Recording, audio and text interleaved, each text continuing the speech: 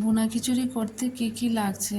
আমি এখানে আদা গ্রেট করে নিয়েছি, কাঁচা লঙ্কা নিয়েছি, এখানে একটু জিরে বাটা নিয়েছি।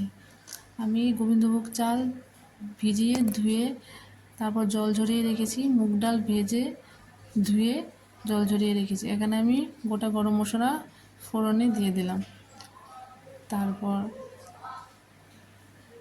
আমি আদা গ্রেট করে রেখেছি, কাঁচা লঙ্কা এগুলো দিয়ে দেব, দিয়ে একটু ভেজে নেব। ভেজে তারপর ডালটা আর চালটা একসাথে দিয়ে ভালো করে আস্তে আস্তে ভাজবো। আমি এখানে এক বাটি বড় বাটিতে চাল নিয়েছি, ডাল নিয়েছি আধা বাটি থেকে একটু বেশি, তাই জন্য আমি 3 বাটি জল দিয়েছি।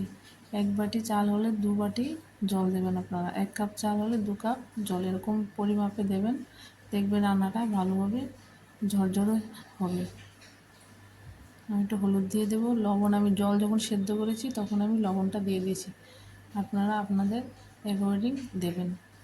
আমি একটু ভেজে নেব, ভাজা হয়ে গেলে তারপর আমি সেদ্ধ করা গরম জলটা দিয়ে দেবো, অবশ্যই গরম জল দেবেন। তারপর এখানে আমি 4 চামচ চিনি দিয়েছি, আপনারা আপনাদের স্বাদ অনুসারে দেবেন। একটু নেড়ে তারপরে আমি ঢেকে দেব। চিনি দিয়ে দিলাম, আমি একটু নারকেল কুড়িয়ে ভেজে রেখেছি, পরে শেষে দেবো, আপনারা ফোড়নও দিতে পারেন, আমি সবার শেষে নামাবার আগে দেব। এখন ঢাকাটা দেখবো উঠিয়ে, এখন একটু জিরে বাটাটা দিয়ে দিলাম। আমি এই রান্নাতে আমি ঘি ইউজ করিনি, আপনারা ঘি ইউজ করতে পারেন।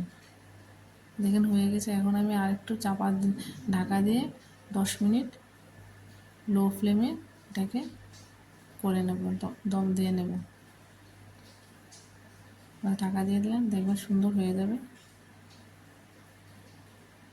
দেখুন কি সুন্দর ঝরঝরে হয়ে গেছে। এখন আমি সেটা দিয়ে দেবো, নারকেলটা দিয়ে দেবো উপর থেকে, দিয়ে একটু নেড়ে রেখে দেবো।